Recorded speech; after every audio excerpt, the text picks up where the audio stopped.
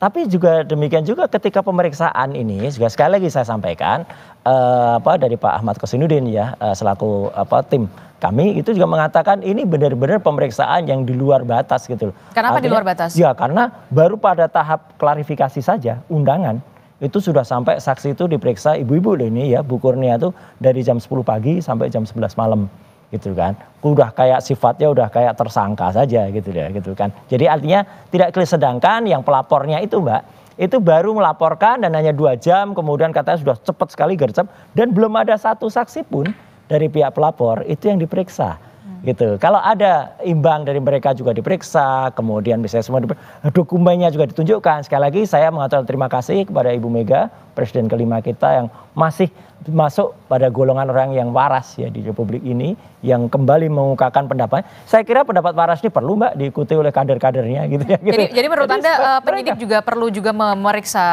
seorang Sandi begitu yang juga. Oh iya. Anda kan betul dari karena kan dia itu yang menampilkan dan saya baru bergerak setelah ada postingan dari Sandi pada tanggal 1 April itu. Tanggal 1 April. 1 April. Itu dia posting itu di X. Di X. Di Twitter. Dan kemudian. Waktu itu unggahannya seperti apa? Unggahannya adalah dia mengatakan bahwa biar lebaran Anda tenang gitu ya. Inilah ijazah yang asli dia bilang gitu. Nah, itulah kemudian diperiksa. Kenapa kami dari dasar unggahan itulah kemudian. Ya karena unggahan itu lebih maju dari fotokopi yang disampaikan oleh Dekan Fakultas Kehutanan.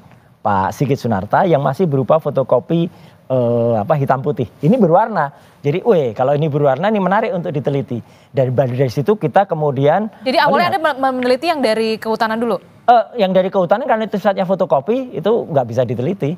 Itu kan fotokopi hitam putih dan ada berdasar video dan dia ketika kami datang ke Jogja waktu itu juga tidak menunjukkan lagi gitu loh. Aneh gitu Pak Dekannya nggak mengatakan langsung aja nanti dari yang bersangkutan langsung. Akhirnya kami dapat skripsi. Justru ketika dapat skripsi itu Mbak, kami bisa sampaikan skripsinya karena itu primary evidence ya, dan itu skripsi nggak bisa dikatakan salinan gitu ya. Itu skripsi resmi yang disimpan di Universitas Gadjah Mada. Disampaikan oleh siapa waktu itu? Disampaikan oleh wakil rektor. Kepada Anda? Iya, dan saya Dr. Resmond dan itu kita periksa dan disitulah kita menemukan banyak sekali kejanggalannya, tidak ada lembar pengesahan, tidak ada nama Kasmujur dan lain sebagainya, dan satu kesimpulannya Mbak, sepele saja. Tidak ada nama tidak ada nama dosen pembimbingnya, nggak ada.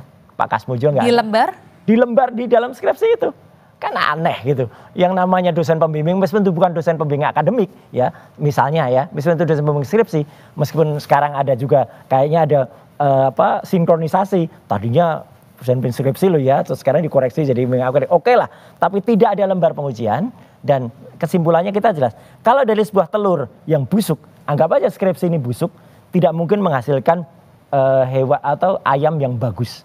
Jadi nggak mungkin ada ijazah yang bagus, ijazah yang benar kalau dari skripsinya seperti ini. Kalau nanti misalnya ijazahnya itu dinyatakan otentik gitu, atau misalnya dia asli gitu ya, skripsinya kayak gini kok bisa ijazah asli? Biar masyarakat yang menilai. Apa langkah yang akan Anda lakukan selanjutnya? Ketika memang nanti memang pihak kepolisian mengatakan ini otentik. Kalau otentik kita lihat dulu keterangannya. Saya tadi sampaikan kan, detailnya seperti apa.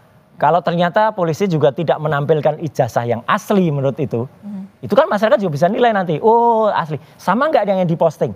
Ternyata kalau sama, ya berarti kami juga menganalisis subjek yang sama gitu. Tapi kalau ternyata itu beda, nah ini masuk ke pasal 32 atau 35, ada seseorang yang namanya Sandi itu ya, itu yang kemudian sempat memposting sesuatu yang dianggap asli padahal tidak asli. Masuklah itu harusnya dia yang kena pasal 32 dan 35 Undang-Undang ITE. Gimana Prof Hipnu? Anda melihatnya dengan penjelasan ini agak sedikit kompleks ya.